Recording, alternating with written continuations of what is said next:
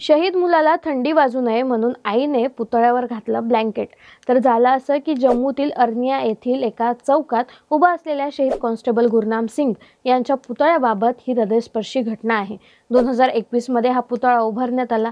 तो जगासाठी अभिमानाचा प्रतीक ठरला, पण त्यांच्या आई जसवंत कौर यांच्यासाठी तो आजही त्यांचा लाडका मुलगा आहे.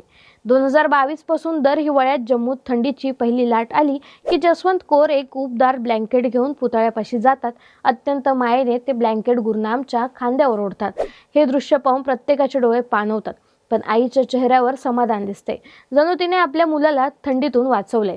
आई सांगतात, 26 वर्षाचा गुरनाम शेवटच्या भेटीत लग्नाची स्वप्ने पाहत होता, पण त्याचे पहिले प्रेम म्हणजे देश आणि गणवेश. 21 ऑक्टोबर 2016 रोजी हिरानगर सेक्टरमध्ये घुसखोर दहशतवाद्यांना प्रत्युत्तर देताना त्याने एका दहशतवाद्याचा खात्मा केला. 22 ऑक्टोबरला गोळ्यांनी छिन्नविछिन्न होऊनही मागे न हटता तो भारत मातेच्या कुशीत विसावला. आईची ही माया आजही जिवंत आहे, जी थंडीमध्येही मुलाला उबदार ठेवते.